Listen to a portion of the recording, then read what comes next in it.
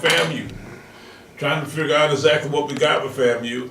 Tried to wait to see, what the film looked like from Norfolk on Saturday. And, that had to be a devastating loss for them because they had the football, down very, very close. It was almost the exact thing as the Colin Kaepernick did yesterday for San Francisco, except for the clock ran out on them right at the end of the game. So I'm sure they were devastated to have that happen on homecoming, but at the same time,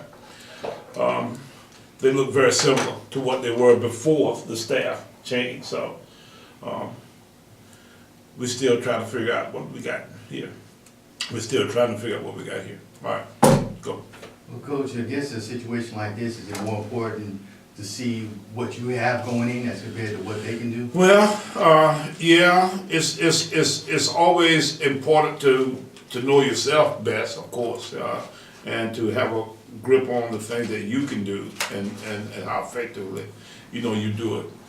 But you do need to have some kind of idea, how guys are going to approach you, how they're going to attack you, how you need to attack them. And some of what you may have to do, is based around, how they align and some of that kind of stuff. We start talking about how you go against their defense. So we got some issues trying to see, and it's like anything else that you get an opportunity to be new at. If you buy a new car, a new anything, house, if I had a new car, I'd have to, eventually, I might, kind of ride around the neighborhood a little bit for a day or two, but I want to eventually take that sucker out the interstate and put the pedal to the metal and see what it can do, So I'm sure, as they get a little bit better feel for, their surroundings and their personnel, they'll try to do some things that they think more fits, what the possibilities are, what they feel like, will be good, within their style.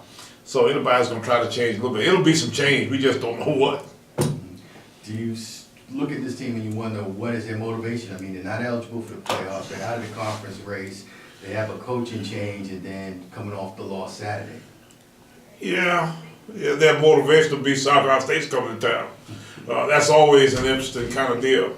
We don't necessarily get the same reception that other people get, when we come to play. It's all about the rivalry and the tradition, all that kind of stuff. So, I'm sure they don't see anything so wrong with their circumstances that they don't think South Carolina State couldn't fix for them. So a win over us would make everybody theirs day. And, I'm sure that's probably what their motivation will be. If you base it, I guess, on the last 3 meetings, which have been decided by an average of 5 points, I mean, is that enough to get your team's attention? I hope it does. I'm glad you told me that. I didn't know that yet. I'm still trying to study them myself. I was looking at their roster this morning, trying to figure out, who was new and that kind of stuff. And they got a lot of turnover in those teams. I couldn't find but about 36, 37 guys that are on their roster now that were on their roster last year. And I'm sure that some of this might not be accurate. I'm still trying to feel my way through it and looking at some of the depth charts and that kind of stuff. And they got some turnover on the offensive line, but now let me tell you what, David Fleming's still there. I can tell you he's been a big thorn in our side. We think he's as fine a quarterback as there is in this league. They still got those skilled guys. Florida A&M's always going to have Florida kids running around out there that can run and jump and catch and can defend those things. And they'll kick and return kicks real well. So, yeah, we're still trying to figure out, but at the same time, we better bet that those guys will be, prepared to play us on Saturday, regardless of their circumstances. You look at the way the schedule falls for you with 3 games remaining in the race, it's safe to say that y'all basically have destiny in your own hands. Oh, ain't no doubt, yeah. If we went out, I can't imagine, a scenario where, we wouldn't win the league, or we wouldn't at least get the automatic qualifier. A&T, all those guys, it's what, 5 of us still with 1 win, 1 loss, is that right? Somehow or another with the way we gotta play each other, it works out that way, but at the same time, it is what our circumstance is. We better win. If not, then, I told our staff this morning that the one thing we do know for sure, and that is that we cannot get in with 2 losses. So everything else is at that point, of no concern to us. Where does the team's health standpoint stand at this point? We're a little bit better. Hopefully we'll get Collett back closer to the 100%. We're thinking now he's in maybe the 85 to 90% range. Hopefully by Saturday, he'll be getting closer to the 100% range. But we got some guys, still kind of banging around a little bit. But as a whole, I think our team's pretty healthy. I think Muriel Cooper's got a little bit of a chance now to be out. He had a little bit of a head deal Saturday. I would hope that we get Carter back. That possibility exists. We lost John Tavius Mack for a part of the game Saturday, and I don't know if we'll get him back. He's one of our reserve defensive front guys. I'm just trying to think who else is it, Kendrick, that we've been down. The rest of our kind of guys. Yeah, Glove was banged up a little bit. I think Glove is pretty much thought to be a probable. Wiley. No, Wiley won't be back. Wiley's still in that boot, and I don't see that happening. So, I think that's pretty much right now. If something that happened pretty quick for Wiley, he's gonna be done. Now I'm worried about that deal because I thought we'd get him back coming out open week. Then now we 2 weeks past that. Now it doesn't look good. So I think I'm afraid of the fact that he may be done. And I guess looking this week, is there a rooting interest for Thursday's game with Bethune and Norfolk? Yeah, Bethune and Norfolk. Yeah, I guess we need Bethune to win, maybe. Yeah, let's see if we can get Bethune to win out from this point. It gives us a chance, if that's the case, to get 2 in, because Bethune can win 10 games. Is that right? Mm-hmm. Okay, and 10-2, ranked as high as they are, will probably get them in. Whereas, anything else other than us winning out, it kind of kills our situation anyway. So we got no reason to root against the top teams in our league, especially since, it makes our strength of schedule better, the fact that we beat them. So at this point, we try to, see if we can do all we can to get the most people in for our league's best deal. The fact that y'all beaten 2 teams that were ranked in the top 25 this year, do you think that may just help your strength, so to speak?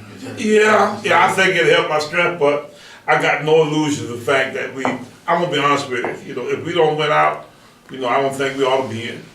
I wouldn't even want to try to stand before, a committee of people and say this is why we ought to be in at that point.